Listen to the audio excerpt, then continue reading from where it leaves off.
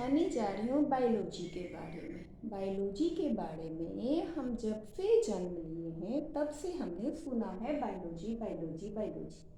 तो बायोलॉजी जैसे हमारा नामकरण कोई बुआ दे दी, फूआ दे दी, मौसी दे दी, कुछ भी दे दिए, तो वैसे ही बायोलॉजी टर्म का जो नाम है, अगर ये क्वेश्चन पूछा जाए कि बायोलॉजी टर्म किसने दिया था, तो ये ले मार्क्स एंड ट्रेवियनस 1802 में बायोलॉजी टर्म का नाम दिए थे। एक्चुअली क्या बायोलॉजी का डिफिनीशन क्या होता है? ए ब्रांच ऑफ साइंस है।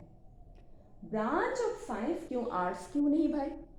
तो मोस्टली जो साइंस होता है वो रिसर्च बेस्ड होता है, और आर्ट्स में मोस्टली हम लोग क्या करते हैं, तो सर्वे टाइप का करते हैं। लेकिन ये जो है आपका प्रैक्टिकली करके देखा जाता है, और इसमें क्या क्या है, लिविंग बीइंग के बारे में, मतलब जो जिंदा है। अब जिंदा कौन है भाई?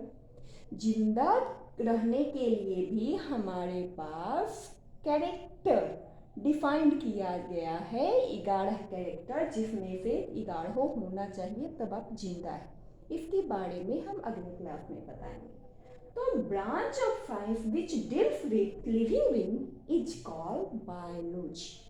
तो बायोलॉजी में हम प्लांट के बारे में भी पढ़ते हैं और एनिमल के बारे में पढ़ते हैं। तो एनिमल के बारे में जूलॉजी में पढ़ते हैं और प्लांट के बारे में बॉटनी में पढ़ते हैं। एक्चुअली जूलॉजी जो है, जो आयोन वर्ड से आया है, जिसका मतलब एनिमल होता है, लोगस मतलब स्टडी होता है। बॉटनी वर्ड जो है वो स्कीइंग वर्ड से आता है, जिसका मतलब ग्रेजिंग होता है, मतलब चढ़ना होता है। थियोफ्रास्टस जो है एक्चुअली फादर ऑफ बॉटनी कहे जाते हैं। फादर ऐसे ही थोड़े हो जाता है, बहुत मेहनत करना पड़ता है भाई, नहीं तो ये भी टर्म में ही आ जाते, क्योंकि इन्होंने 500 से अधिक प्लांट के बारे में क्लासिफिकेशन दिया, तो इसलिए इनको फादर ऑफ बॉटनी बोला गया। एनिमल के बारे में नहीं बोला, नहीं तो बायोलॉजी हो जाते हैं। तो फादर ऑफ बॉटनी मतलब सबसे पहले इन्होंने।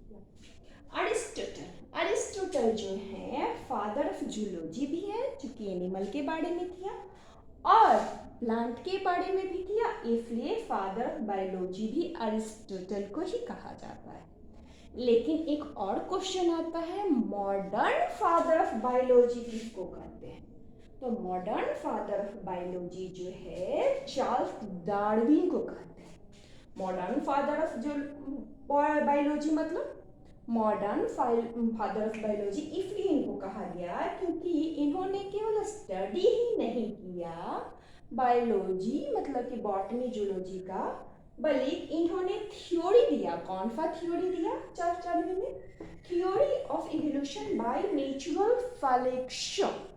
नेचुरल सिलेक्शन का जो थ्योरी है चार्ल्स डार्विन ने दिया। ये हम evolution of natural selection, theory of evolution of natural selection बाद के आगे हम डिटेल में इसके बारे में पढ़ेंगे। लेकिन चूंकि ये मेरा फर्स्ट क्लास है तो इसलिए बहुत अच्छा तो वीडियो नहीं बन रहा है, लेकिन फिर भी मैं अपना बेस्ट देने की कोशिश कर रही हूँ। Thank you.